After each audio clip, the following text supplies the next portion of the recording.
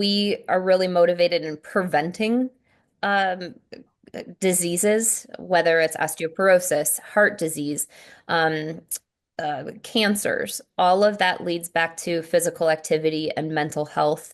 And we are really trying to promote that in physical therapy, trying to be more of a wellness-based approach. Um, if we can help each other live longer and have fuller lives, that's motivation enough. And I can also help Yeah. my therapist provide that for other people. Welcome to Mastering the Numbers. I'm your host, Joe Mallo. Hello, everyone. Welcome back to Mastering the Numbers. I am Joe Mallo with the Lead Edge Consulting Group, powered by Focal Point Business and Executive Coaching. Really excited to have my guest today, Amy McMillan. She's the owner and founder of Custom Care Rehab. Amy, thanks for taking some time. Joe, thanks so much for having me. Yeah, So, absolutely. yeah, glad to be here. Yep, we are glad to have you here. For the audience, tell the audience a little bit more about Custom Care Rehab. So, sure, we're a concierge physical therapy company. So, that basically means that we are coming directly to the client. So, I have a team of five mobile physical therapists that service all of Northern Ohio and Ohio's first mobile fleet of physical therapists. And we treat all your typical conditions, orthopedic. We also have specialties in women's health and also vestibular, which is all things dizzy. So, that's a little unique. And that's kind of how I got my start, is I was the specialist for the east side of Cleveland for vertigo and concussion. And during the pandemic, those clients were not allowed to go to typical outpatient facilities. So I started to go to the client instead. And that's kind of how Custom Care Rehab got started. So conveniently now, we treat all people in the comfort of their home or workplace. So mostly busy professionals and busy families who just don't have the time to go to a typical healthcare facility.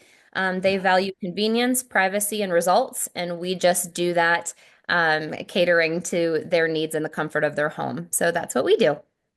That's great. I think sometimes having someone come into your house and help you out in that manner, it's just a little bit more comfortable for the clients. At least I've felt that way whenever I've done it.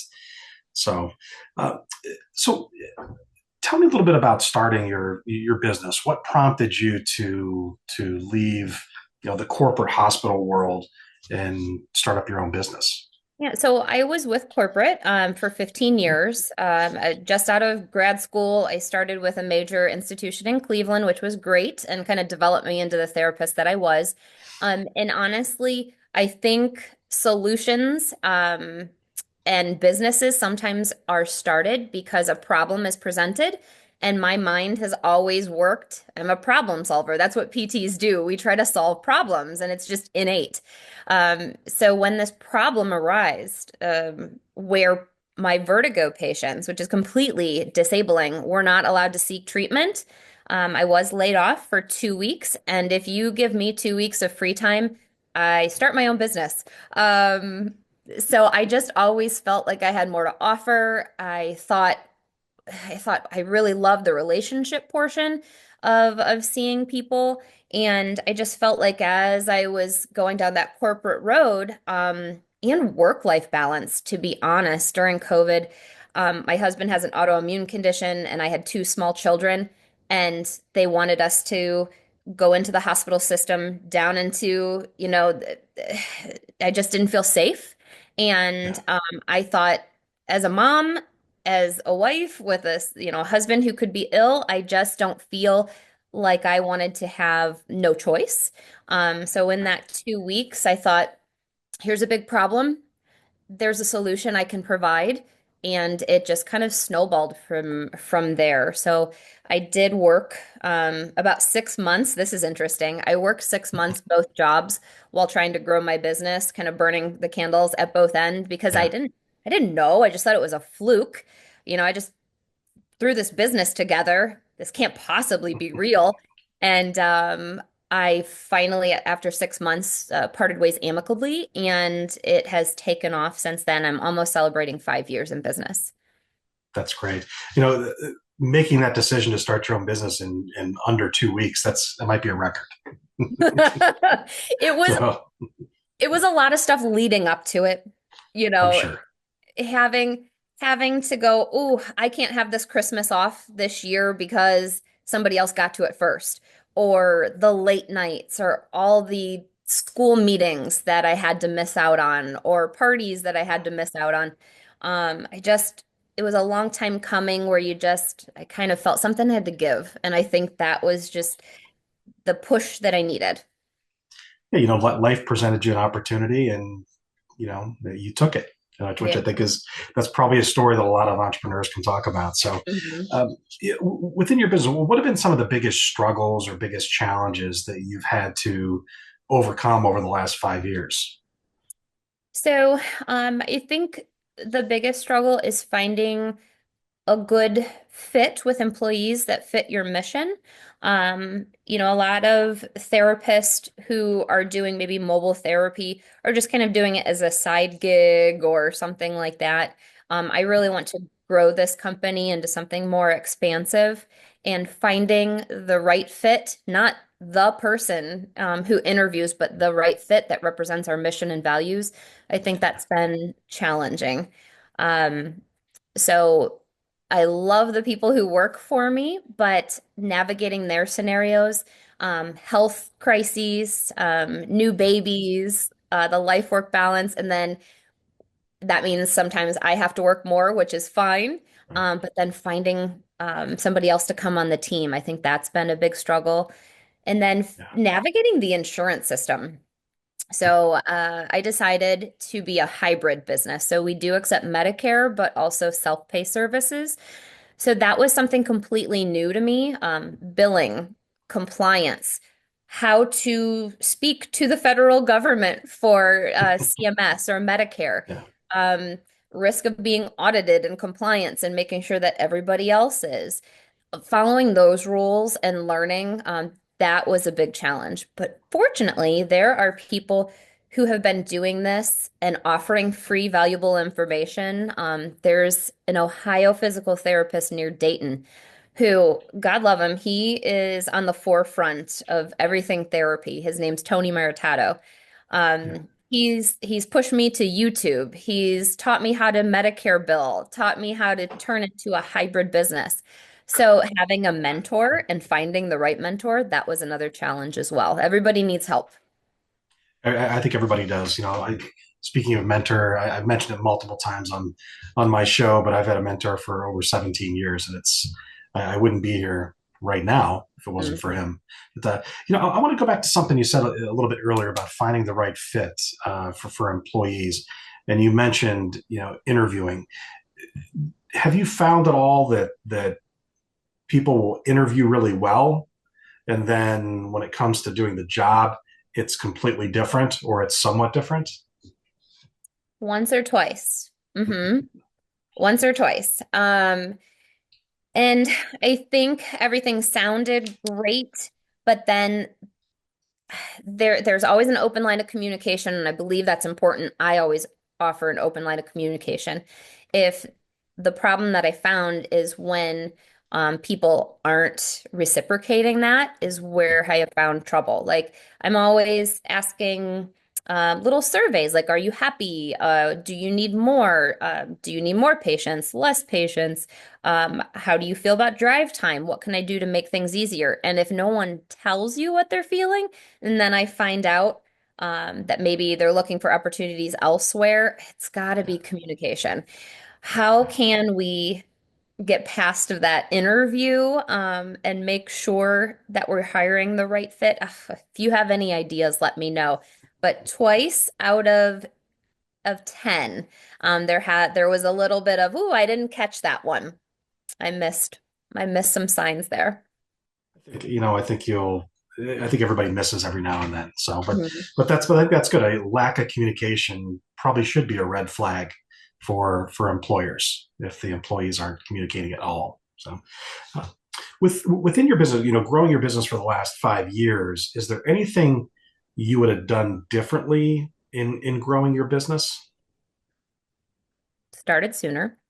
Uh, started sooner, and then um gosh, that is hard. Okay, this is probably not a great skill, but this is where I am. I fail forward.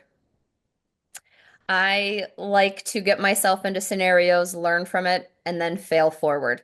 Um, Yeah, so there's not a lot that I would say that I regret or I would change. I would say this yeah, didn't work out well, so now I'm going to tweak it the next time and write down a system.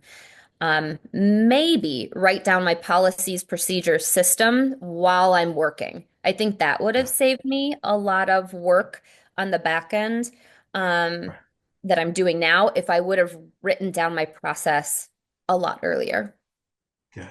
I think being able to fail and then jumping up and still moving forward, that's a skill that not everybody has, or a personality trait that not everybody has. So Mhm. that's great that you have it.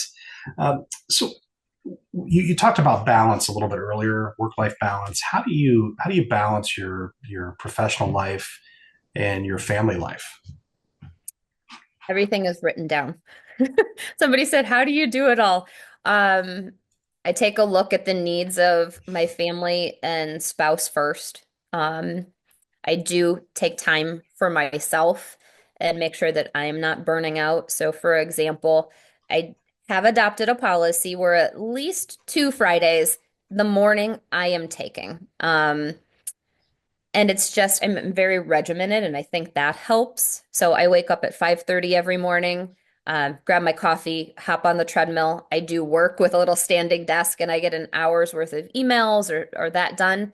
Then I work out, and then I follow the calendar. Everything is kind of planned out, but I definitely make it a priority. Myself at least twice a month. My family, make sure that all of their things are taken care of between my spouse and then I fit work in between. Do you think you could do all that without implementing some type of calendaring process that you Absolutely can? not. Yeah, No, absolutely not. Whether it's virtual, so I have pen and paper, pencil and paper, but then everything is also carried over into yeah, the cell phone. For me, I need that visual that helps me learn. I also use tools like Asana that will send me emails to say, hey, this one random thing that you have to do every month, remember to yeah. do that. So I have found tools. I don't know what other tools you like. But absolutely have to schedule it and give yourself some reminders, maybe with technology. Yeah, I'm a big fan of calendaring. Even if it's a 5 minute segment, I'll still drop it in Mhm. my calendar. Yeah. It's the way because I'm constantly looking at it. It's the best way for me to get things done. hmm So instead of making a Post-it, big long list, Post-its don't work for you? Just all they over. don't. They don't. It makes it worse. Yeah. It makes it worse. And then one of them falls off your computer and it goes Yeah. underneath the desk and you completely forget about it. Forgot That about doesn't. that one. Yeah. Yeah, that doesn't work.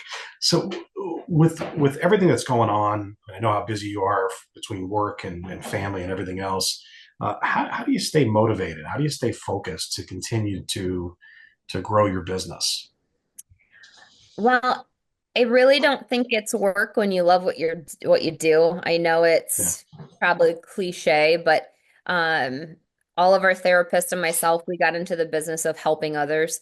And to get that text or to form that relationship that you are helping somebody get their life back or not feel yeah, dizzy or get out of pain, and that they just really enjoy and value you, it's not hard to do. So yeah. um, there's no lack of motivation at all. And then just seeing what I came from after 15 years and knowing that there's a better way to do this and provide healthcare, I think that's why you're seeing a lot of these concierge models pop up. We are really motivated in preventing um, diseases, whether it's osteoporosis, heart disease, um, cancers, all of that leads back to physical activity and mental health. And we are really trying to promote that in physical therapy, trying to be more of a wellness-based approach.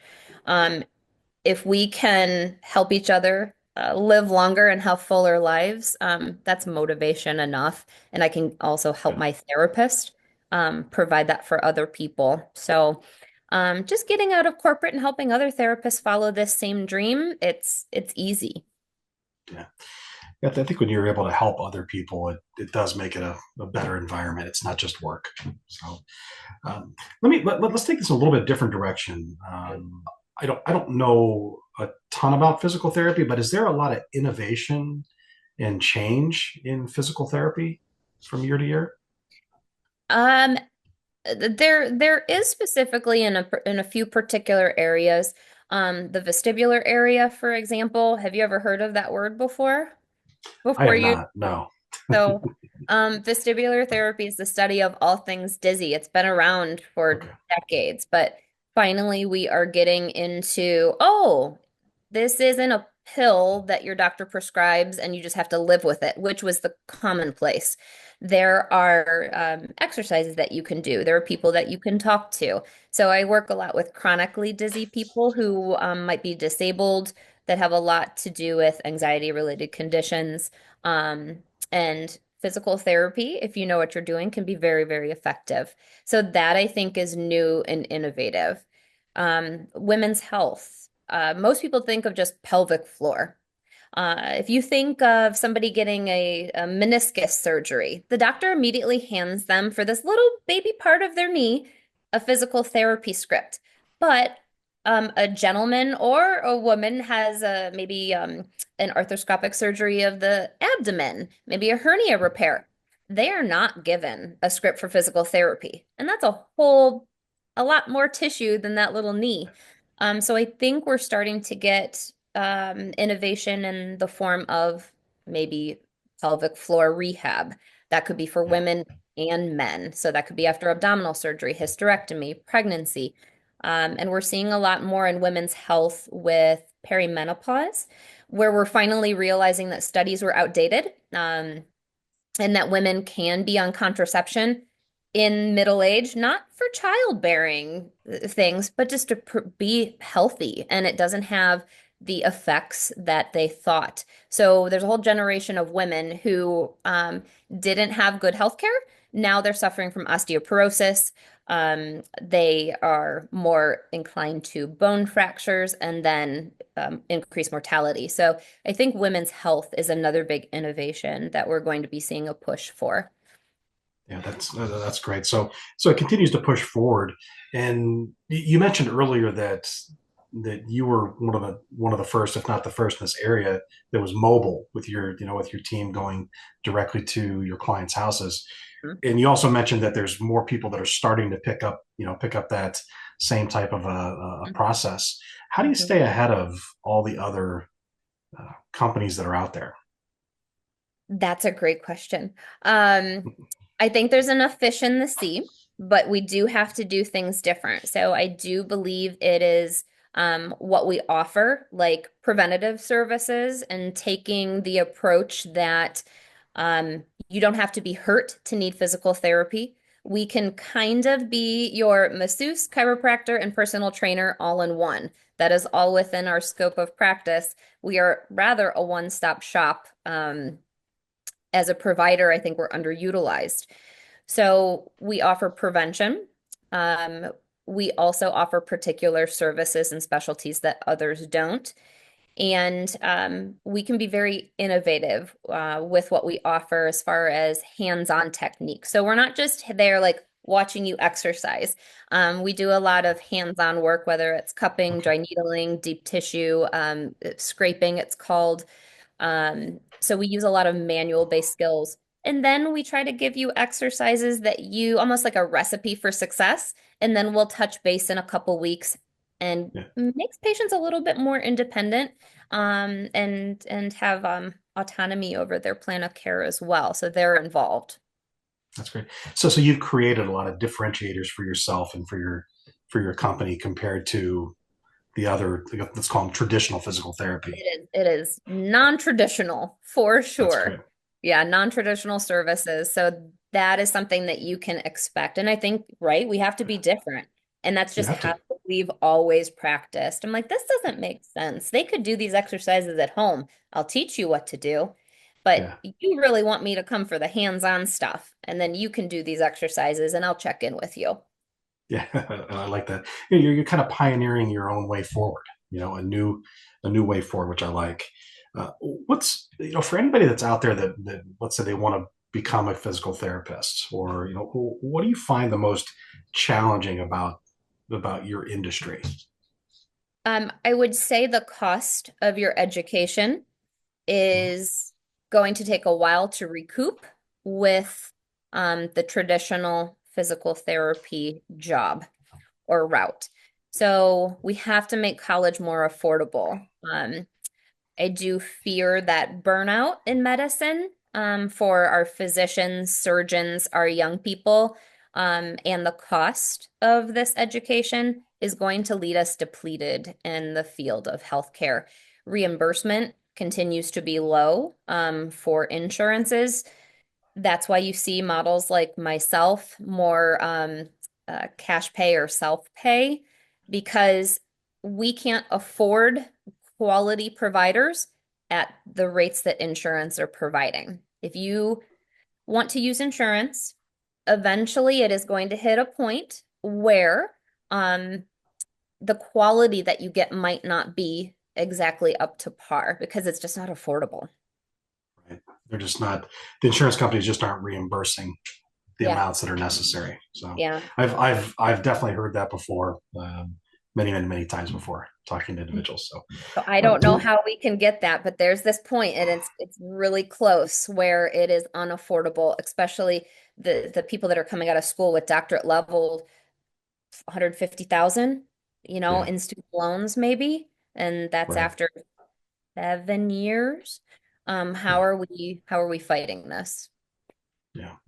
It's definitely something that needs to be worked on and fixed, not just for physical therapists, but just for college and school in general. Yeah, It yeah. has to be fixed. Mhm. So where do you see your business in the next 12 to 36 months? So I would like to expand in some of the regions that we are currently providing, and then also some of the areas like in Medina, Wadsworth, that we're seeing a lot of volume in that area. Yeah, I'd like to add additional therapists. So currently interviewing and still trying to look for a good fit for west side of Cleveland, yeah, Medina, and then east side, at least one more. So definitely adding to the staff because the demand is there. So if right. the demand wasn't there, we would just kind of figure it out, plateau and reconsider, recalibrate. But the demand is there regionally year over year. So that is why I'm motivated to find the right fit for growing staff. That's great. So what are the biggest challenges do you see standing in the way of those 12 to 36-month goals? Is it hiring? Is it what does it look like? I think the hiring is going to be there within Q1, and then I think it's going to be brand awareness, knowing that this is an option. So really making sure that people know this is an option in their healthcare. If their physician does not give them a script for therapy, because we're in this little box of a model, Ohio is a direct access state, which means you can seek out a physical therapist of your own. So just almost educating the public as to what we Yeah, can do. Um, so brand awareness, educating as to what a physical yeah, therapist can do. And then if there's another barrier, I would say it was probably staffing at that yeah, juncture. Yeah. yeah. Well, hopefully we can help with the brand awareness and just the awareness out there to the public on physical therapy. So, last couple questions, another completely different direction. Okay. What's the best business advice anybody's ever given you? Hmm. Just start. Don't be perfect. So even with like YouTube, um, I have a channel that just gives free advice to people worldwide about dizziness. My first videos Yeah, were horrible. So just start. Don't overanalyze and just get out there and meet people. Put yourself out yeah, there, brand awareness, and then it'll start coming back. yeah.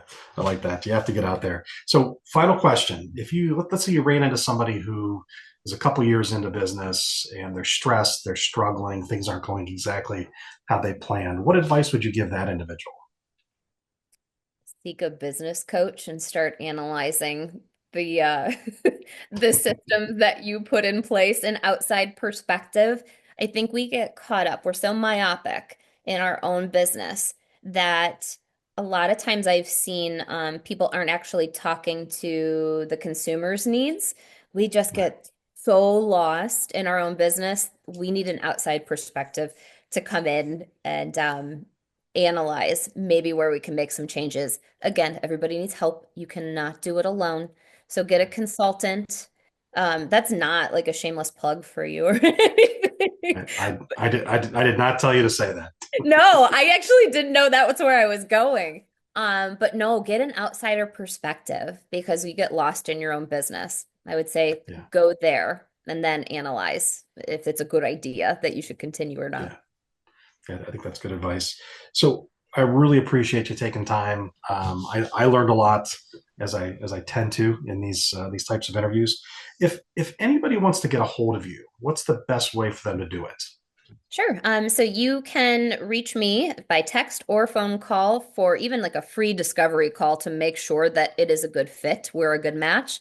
It's 330-618-5703. You can also do an online inquiry or book just for a discovery call, and it's customcarerehab.com. Same Okay. socials, LinkedIn, Instagram, Facebook, customcarerehab.com. Okay, great. Well, once again, thank you very much for taking part in the interview series, and I want to thank everybody out there that's watching. Have a great day, and we'll catch you on the next episode of Mastering the Numbers. Thank you. Thank you. Bye. You've just tuned into another episode of Mastering the Numbers. We hope you found valuable insight to boost your financial success. Be sure to subscribe on your favorite platform and leave us a review. Keep pushing forward, and thanks for listening.